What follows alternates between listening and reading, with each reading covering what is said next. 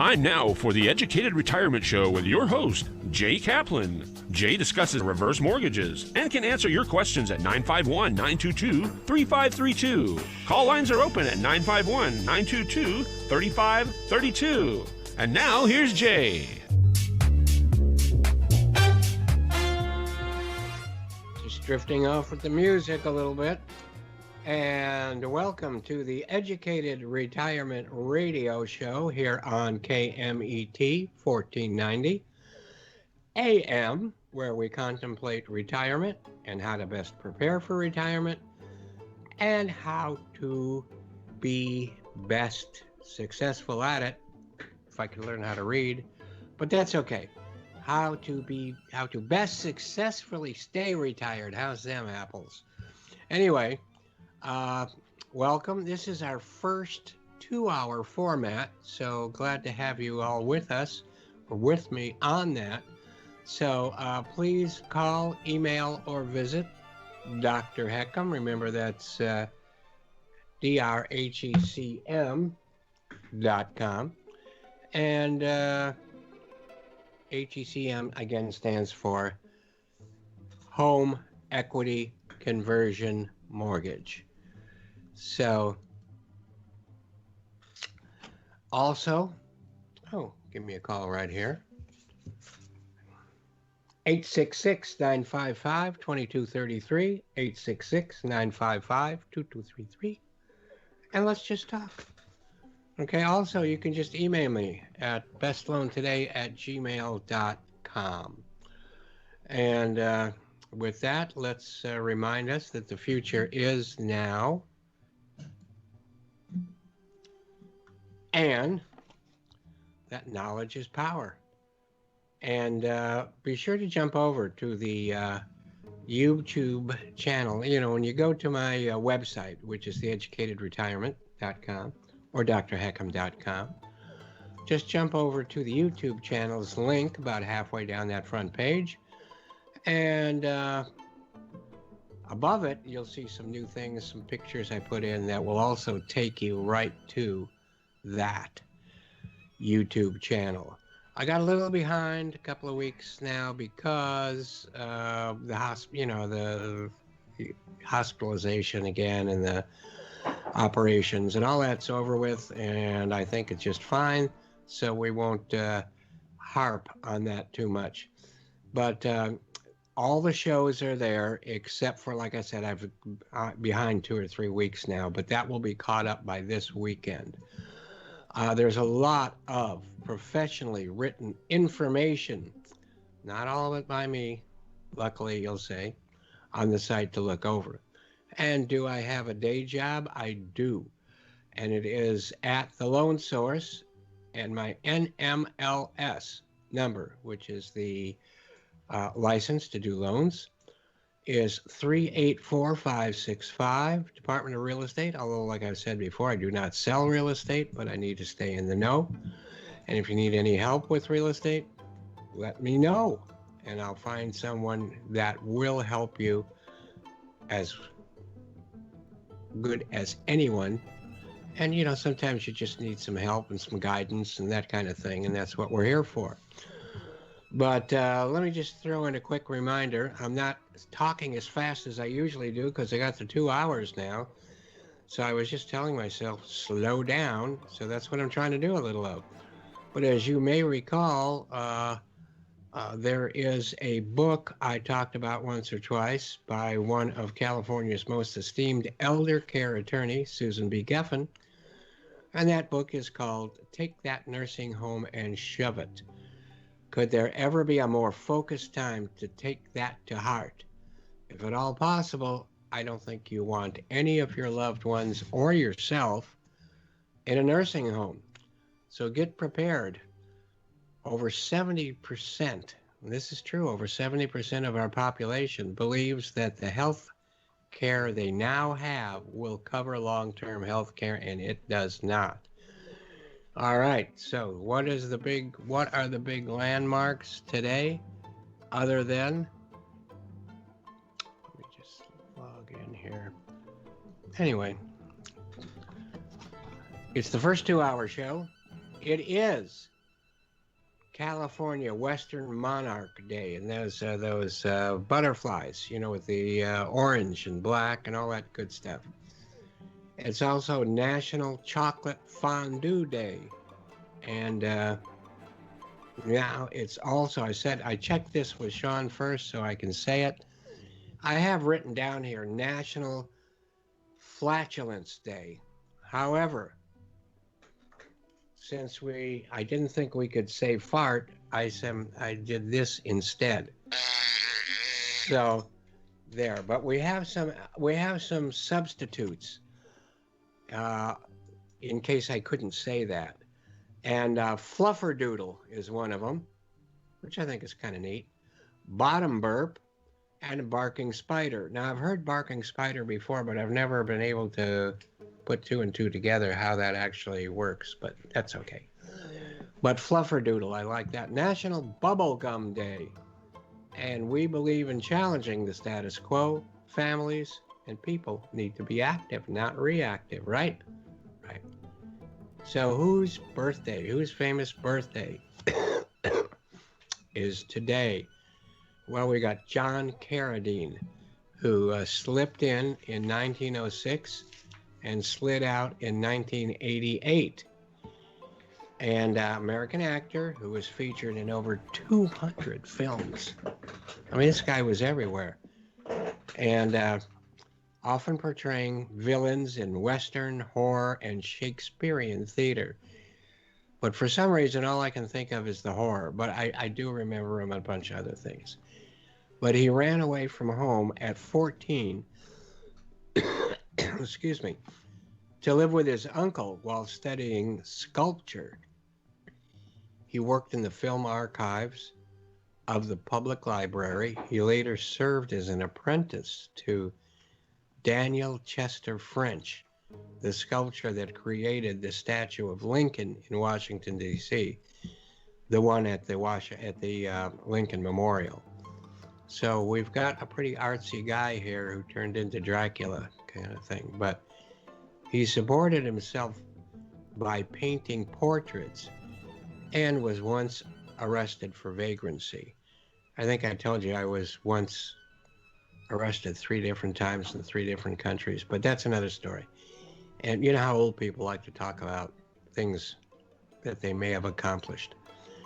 But why that's at the top of my list, can't tell you. But after working in a series of repertory theaters, he started working for Cecil B. DeMille doing voiceovers, although he applied for set designer, and that led him into the actor we all know.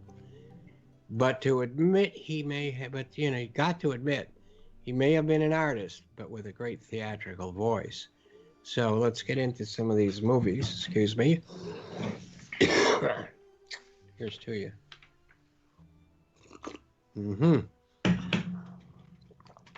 Just as a reminder, I'm sure we all know what he looks like. And of course, here he is in a coffin. There you go. Now, when I used to work at Disneyland Hotel, and I worked there during the period of time when Disney actually bought the hotel. I was in a kind of a fancy restaurant called the Shipyard Inn. And the manager of the Shipyard Inn would always carry a picture in his wallet of him holding a flower in a casket. But I think when Disney took over, he had to leave. He wasn't quite corporate enough. But in any case, always reminds me of that. But let's take a look at this. Well, it's got a House of Frankenstein, House of Dracula. Again, I like to show the video discs whenever possible because the pictures are that much bigger and easier to see. And I can't quite tell how much is showing up, but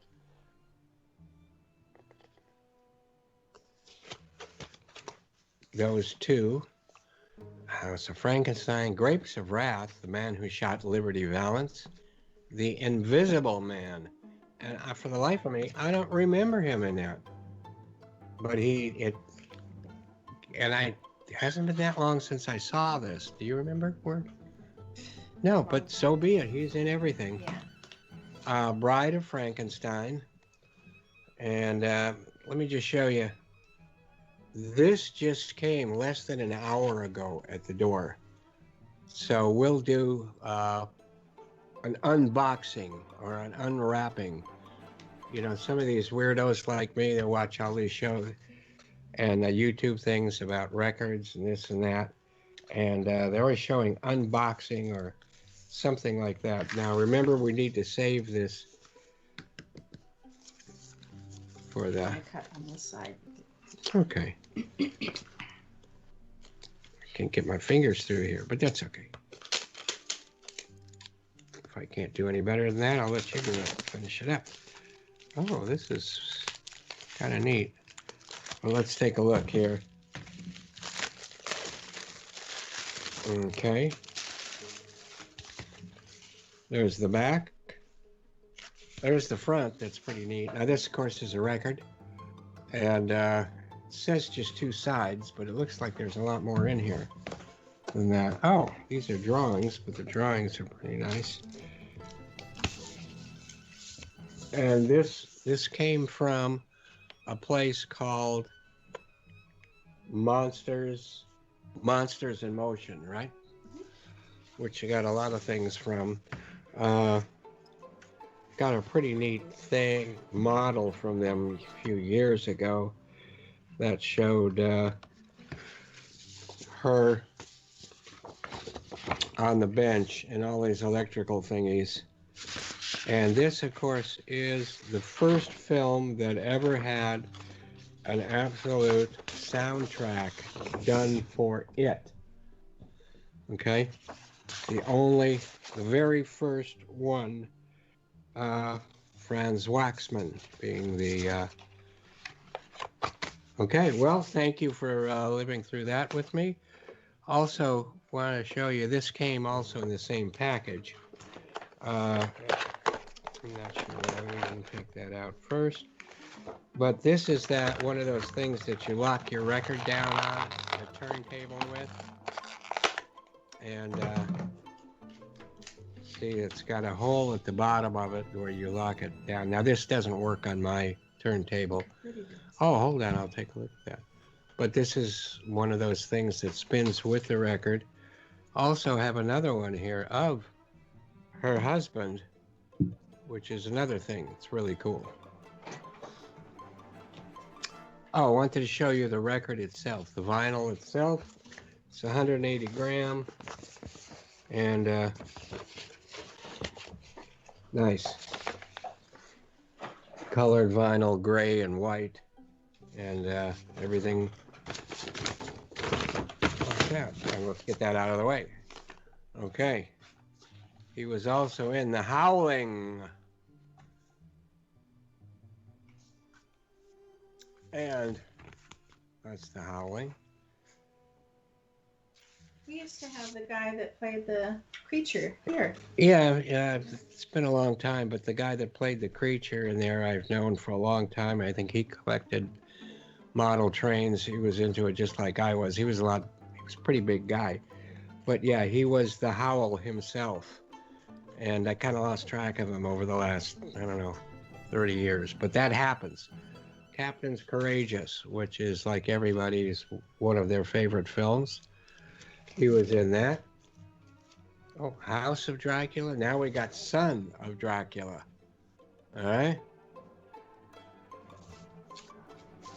He was also, and we've talked about this before because Kolchak loved The Night Stalker. And he was in Twilight Zone's Night Gallery, Maverick, and the TV movie, The Night Stalker. Darren McGavin, I think, and I still love these. I still watch them, got collections of them. It's also on Amazon, I think, too, if you want to watch them. It was only up there for one season, but so is The Honeymooners, so don't let that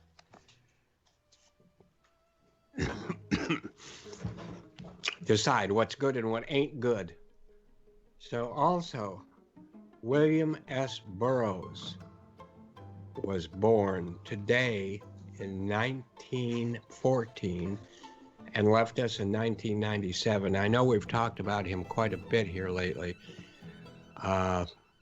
in regards to Naked Lunch, and that related to other things we were talking about. And of course, the typewriter behind me. Let's do a quick picture of William.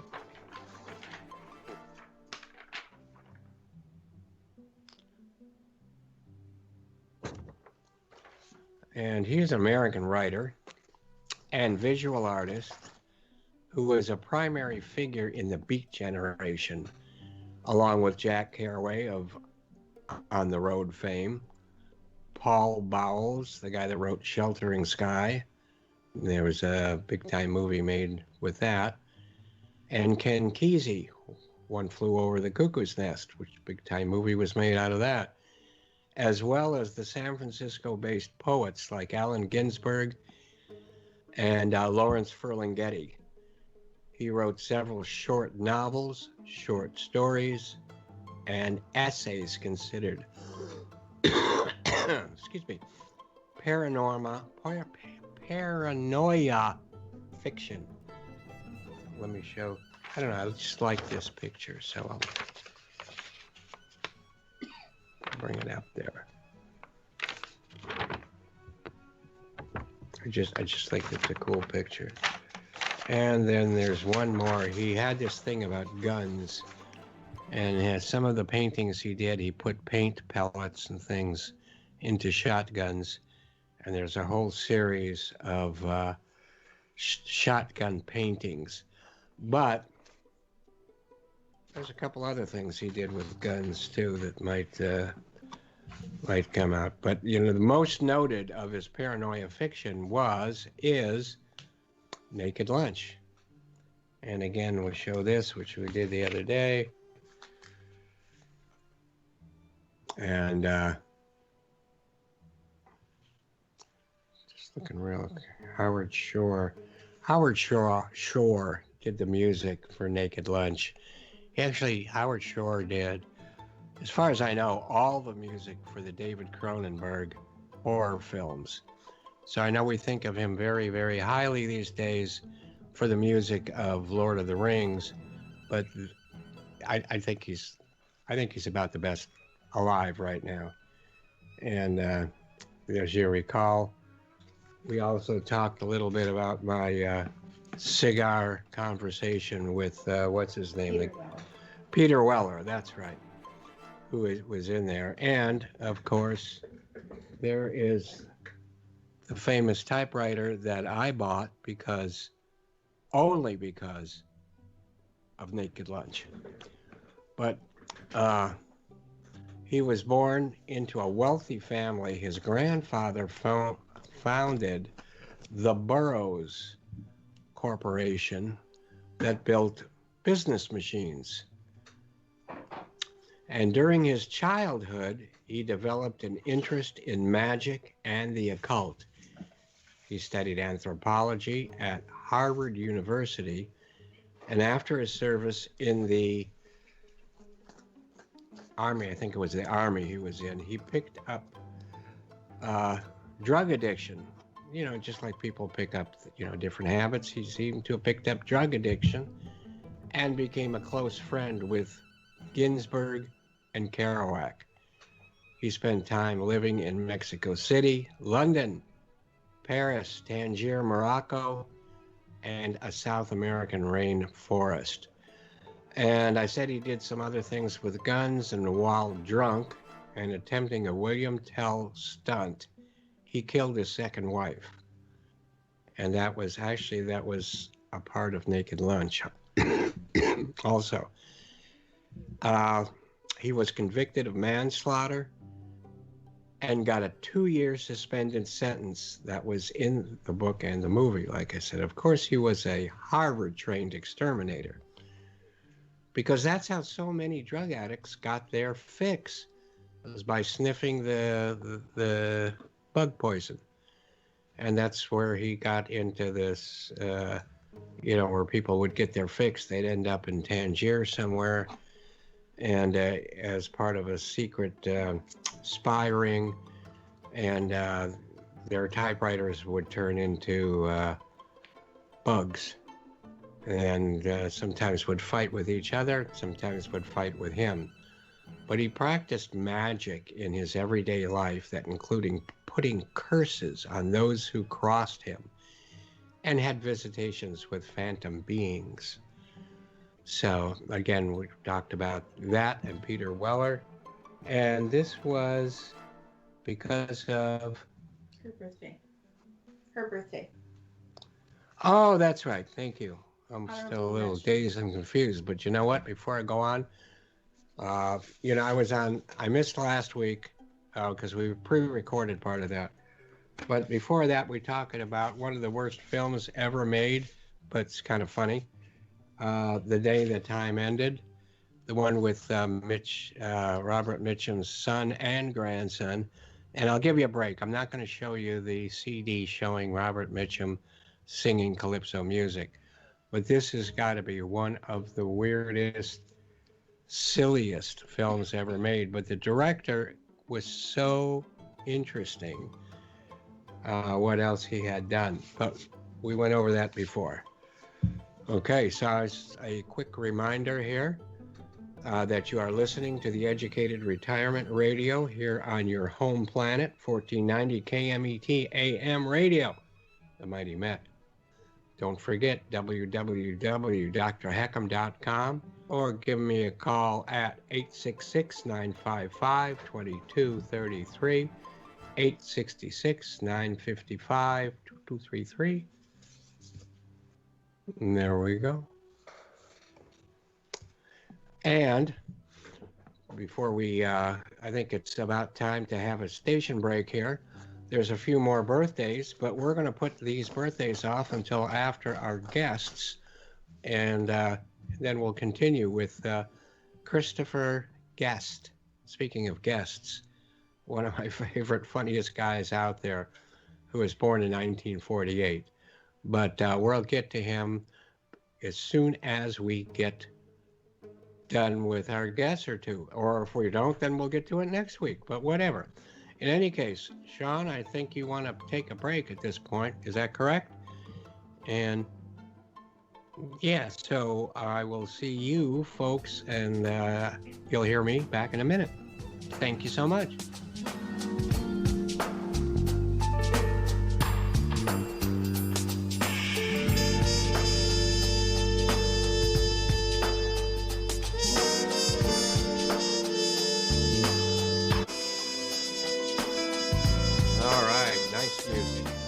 Nice music, and we'll get back to the things we were talking about. But we've got Bill Morris, and Bill Morris has, he's actually been on the show twice before, and the second time was a pre-record. I just repeated the pre-recording on the first half of himself and Tom Markle on Christmas Day, and then the second half was on New Year's Day. And so this is actually the first time he is back as a repeat offender. And he's a great guy. He's got, I was talking to Sean about this. I was going to try to tee up your, since we've got a bunch of time now, your TED Talk. And if it doesn't work, we'll just promise it another time and I'll get it taken care of. Okay. But, I listened to it again about 3 times over the last day and a half while trying to figure out how to best get it on the show. And, you are so good. I was almost going to say it is such a great talk, but it's you that gave the great talk.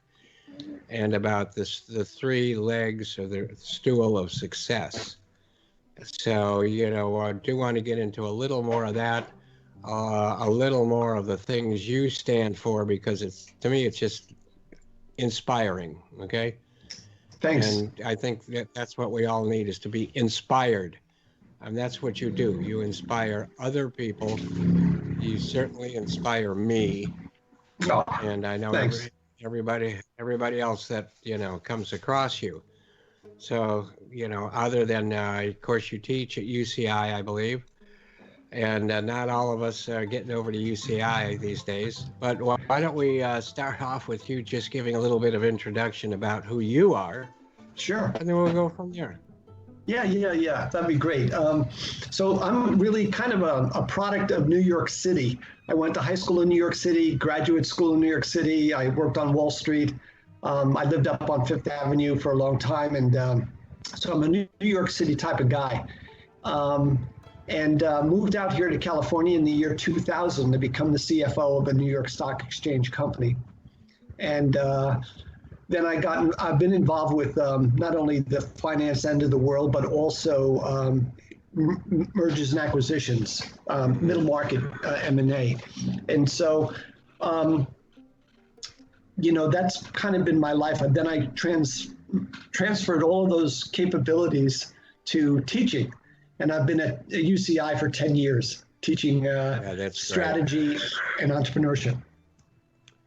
I know, and those two things are very important. Well, yeah, you don't always think of those two things as classes for business, but unless you can conquer both of those, you're not going to be very successful in business.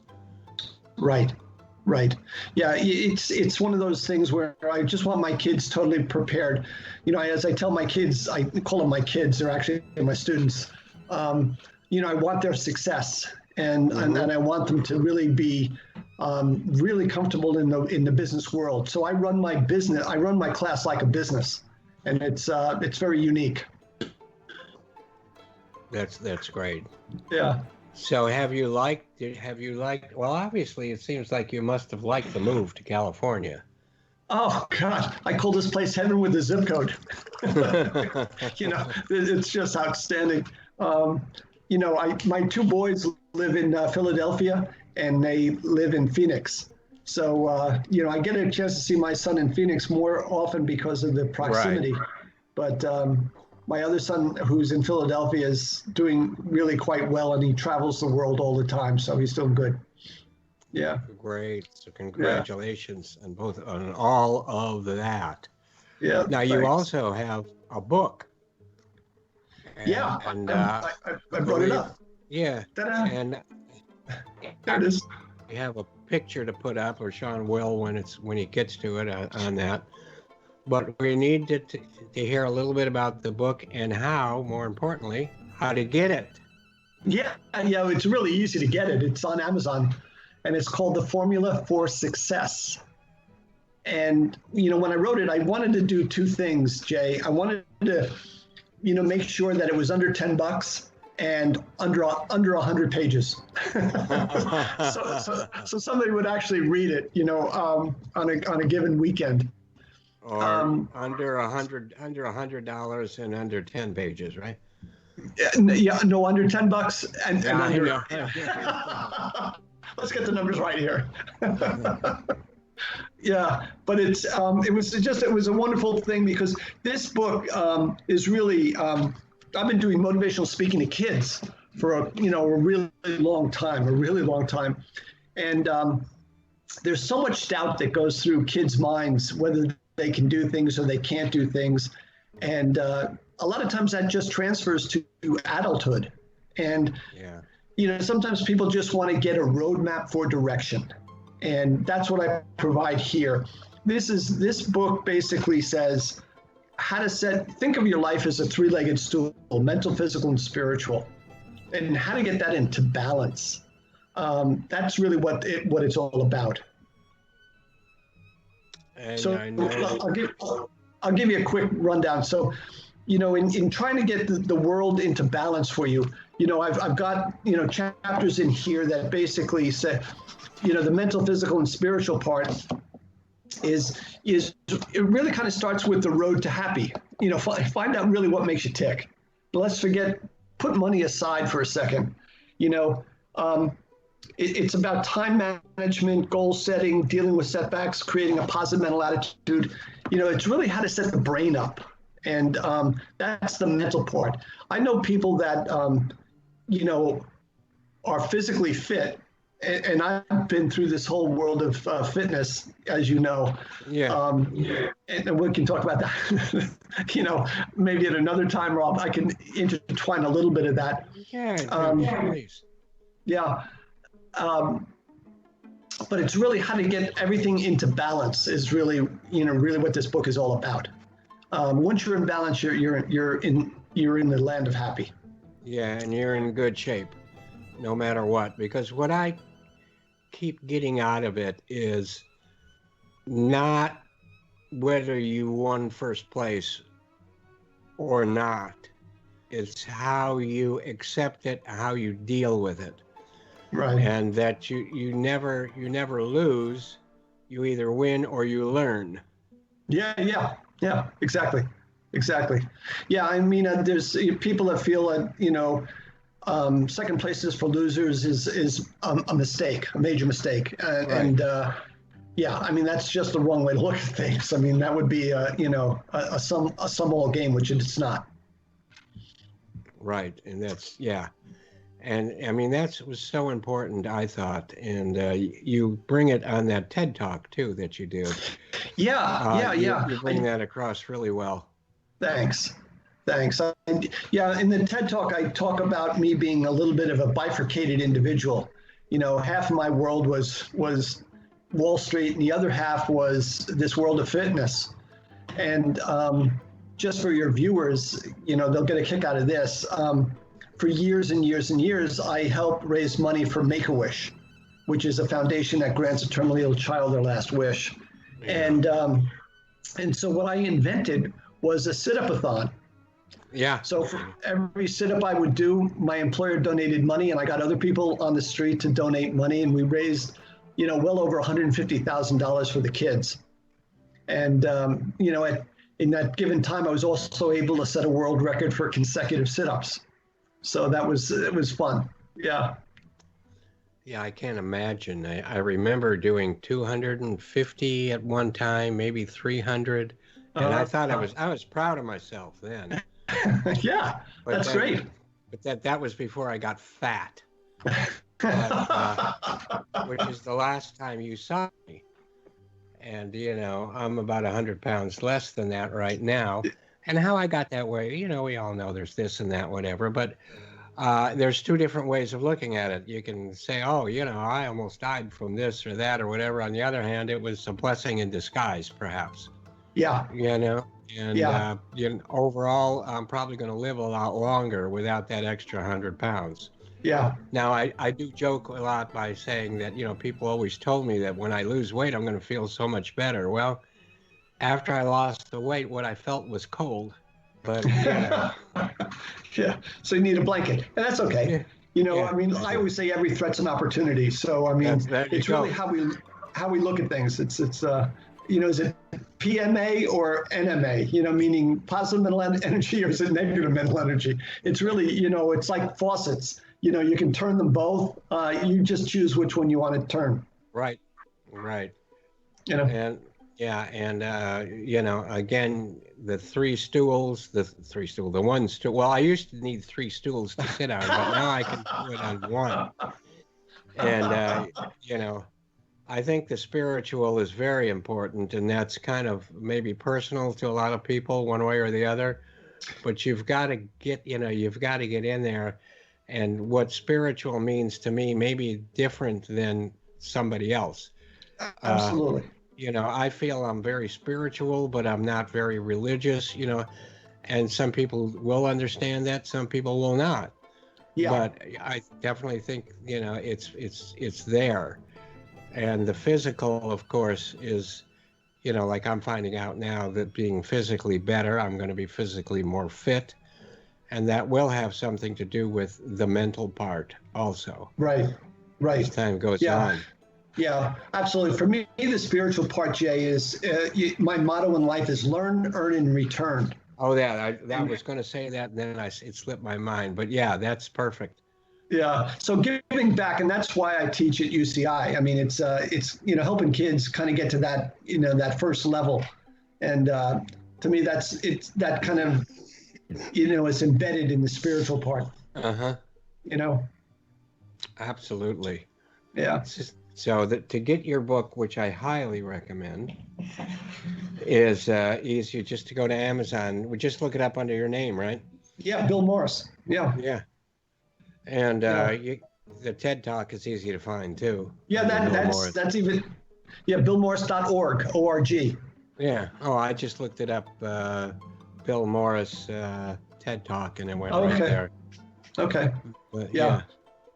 Well, it's actually also on my website, billmorris.org. Mm-hmm. And also on that website is some tell letters us more from about my that, students. Yeah. Oh, that's great. Yeah. Yeah, because I feel like I'm giving back now too. By doing what I do with the reverse mortgages, it's not what we're here to talk about, but I do have to keep working for a couple of reasons. For one, I think if I didn't work, I would probably just stop. I just can't imagine not working. Right. And that doesn't mean you have to work your heart and soul out every day, but it means you need to keep occupied and keep working. And as long as I'm doing that, it's so important to be doing something that I really not only enjoy doing, find a lot of, I do get into it and find a lot of return for it for myself and for other people. So when you say return, it's for other people, but it's also for myself. Right. And for all of us as we go forward. Yeah, one of the expressions I use when I'm on stage is that people need three things in life. They need love, they need hope, and they need sense of purpose. And for you doing this is exactly your sense of purpose, and that's exactly what you're saying. Yeah, and I just think it has to do with health as well as anything. I have a lot of people on the show from different companies as far as like healthcare, in-home healthcare, or just care. I guess they don't use the word health because of legal reasons. They're not doctors and things like that. But, it's a big industry having people help or come around for a few hours or whatever. And they all agree that keeping people in their home and keeping them active is very, very important. So I say, even if you're retired, find something you really like and do it. Yeah, absolutely. One of the other expressions I always use is, are you living or are you surviving? Yeah. And so I know the difference, believe me. Yeah. So, while we're here on the planet, live it, baby. Mm-hmm. That's what it's all about. Mm-hmm. That's good, Joe. I think it was you who had said that, open every day like a present because it's the present, right? That's right. That's right. They're right here and they're right now. Yeah. Yeah. The past is history. You can't do anything about it. And the future's a mystery, so today's the present. And a nice present. I mean, and I gotta admit, and I know you come from New York, but we are in the dead of winter right now, and it's almost 80 degrees or something. I don't know. Horrible weather. Yeah, but I gotta admit, I love it. I love New York. I do. Yeah, there's something special about the city. There's no question about it. One of my brothers still lives in New Jersey, just outside. My other brother's up in Boston, and they're snowed in right now. So. Yeah, but you don't need a car. True. Of course, I don't. It's just like I enjoyed snow when I was a kid, before we moved when I was 6 years old. I thought the snow was great, but I didn't have to work in it. I didn't have to shovel it that much. So I know it's different. But New York City seems to me like it's not really part of this country. It's its own country. And when you and so sometimes I miss that, but I do love it out here. Of course I do. Yeah. And so you got to excuse me. I'm just recovering from some. I know. I wanted you in bed. I wanted you to rest up more, but the show must go on, as you said. So yeah, and I thought I'd be completely over it by now, but it's fine. It just I just gotta stop and breathe a little extra now and then. But I think it's important too to know that, hey, you know what? You got over this and you were able to do this My wife's bringing me some water. And I was able to do this in such a short time. It's going to make me feel good. It's going to give me more confidence. Here's to you. Yeah. Take a sip. Enjoy. That's cold. Yeah, that's good. So what's happening at UCI? Are they having classes now or in person? No, not in person yet. We're doing online teaching this semester. It's my first, time at that gig. I don't like it as much, obviously, because I'm better on stage. Sure. But I've got 90 students, and I had 12 on the waiting list to get into my class. And Wow. yeah, so every Monday and Wednesday afternoon is when I'm teaching, and we do it just like through a Zoom call. And there's so many students, 90 students is a lot. So I break them into teams of good. 6. Yeah, it's, like I have weekly meetings still, like I did before, but instead of going out to a restaurant for a breakfast meeting or this or that, it's Zoom. Now, is there a convenience factor? Yes, there is. Okay. You don't need to put your pants on, right? If you don't want to. That's right. That's true. But what I miss is being with people. Yeah. And you will never get the back and forth on a Zoom call that you will when you're standing there. Right. And so I'm glad that Zoom exists. I'm glad we can stay together that way. I think in the future there'll be more combination type things where we have meetings and then other people can join us on Zoom if they can't make it in person. I always went to these meetings that we had only because I think for social reasons I needed the contact. So it was hard for me to say, hey, I'm too busy to come, even though I've been very busy. I can't stay busy without having the social contact that goes right along with that. It helps keep that stool up. Exactly. It's all about the human interaction. Being on, it's one of those things I can't even give my kids a quiz because, they could be looking it up on an iPhone or something, the answers. Sure. You know what I mean? Whereas if I've got them in my class, it's a whole different world. Yeah. Let me get another swig of that water there. That's good. Boy, I'm just looking at my monitor here right now, and it looks like it's real sunny out there. Yeah, it is. I've got some lights on just to make sure that the lighting is correct. Oh, you are correct. And look at me. I've got this almost the same kind of beard you do. Yeah. It's even the same color. Yeah. And yes, it's our Santa Claus beards. Yeah, and my hair is too. There's some up there, but it's because of the earphones. See, I don't need these earphones. It just helps me look. It puts some color on my face, and it helps my looks. So, that's one good thing about the. Not that there's very many good things about the COVID thing, but wearing a mask really helps the way I look. Yeah. It's really interesting. I think we're going to be in that COVID mask wearing thing for quite some time. Me too. Yeah, I just don't think people are going to just, even if we get herd, the herd immunity kind of concept, I think we're still going to be wearing the masks. Herd immunity can work. Okay. Yeah. Doesn't always like they talk about it because there are strains of different things that come along. Right. And to reach herd immunity without the vaccine would have meant lots of people dying. Right. And I don't want to see that happen any more than it already has, which is a real shame.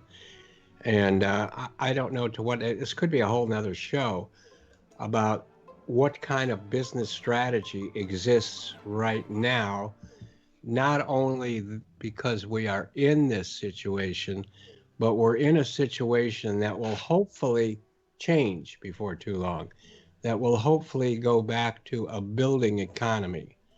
a growing economy. So I think that's probably something you get into in your classes.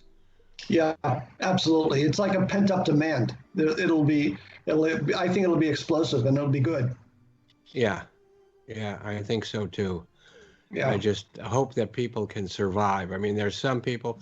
My business did not get hurt by this. I thought it would. My health kind of was my slowdown over the last year or so, although I've still had a very good year last year. Good. And this year is off to a good start. But so without the health problems, it would have been maybe, a banner year, because Yeah. people are realizing, older people that I work with are realizing, hey, I am getting older. And, because without a reminder, sometimes you don't want to think that way. Right. And uncertainty is out there. And I think that's something in business. Well, we've always talked about uncertainty in the markets, speaking of Wall Street. Does Wall Street like the uncertainty in this, or there's that, or whatever? Well, now people in their private lives have to consider that same thing. They have to consider uncertainty. And what do you do for uncertainty? Well, you buy insurance, you do things like that, but you don't, sometimes you wait too late. You do things like that. So I think because people are thinking of that at all, it's really helped my segment of the business. And, I'm in reverse, but the normal, quote, forward mortgages are going gangbusters also. Mm-hmm. And that has maybe a little bit less to do with COVID than the reverse does, but it has everything to do with interest rates. But Absolutely. Those interest rates have kept prices going up and up and up. And I think that, people are talking about a bubble. I'm saying, so what? If, let's say you buy something today at these interest rates and the prices go down next year, I don't think they're going to, okay? But let's say prices go down, I should have waited to buy then? No, not at all. Because what you're paying is really the rate on the loan that you bought it with. You could buy it with cash if you have the money, but I think that's kind of foolish. Right. So even if the price goes down, your overall price is still better by buying now when the rates are where they are. So, that uncertainty thing, which I used to think of as a Wall Street term, is now something we all have to think about as something that is connected to ourselves. It's related to us in everyday thinking, whether it has to do with that, whether you're talking about investments, insurance, your home, everything like that. So, Yeah. Yeah. Yeah. I mean, it's either do something or sit and freeze, and do nothing. And really, it goes back to what I said before. You're living or you're surviving. If you find a nice home and you want to, or whatever the situation might be, just do it. Have some fun with life. Right. Right. Don't always be connected to the, Right. to the dollar. I think that's the part that kills everybody. Right. The picture of your book is up on the screen now. Oh, it looks really nice because it's got like cosmic things behind it.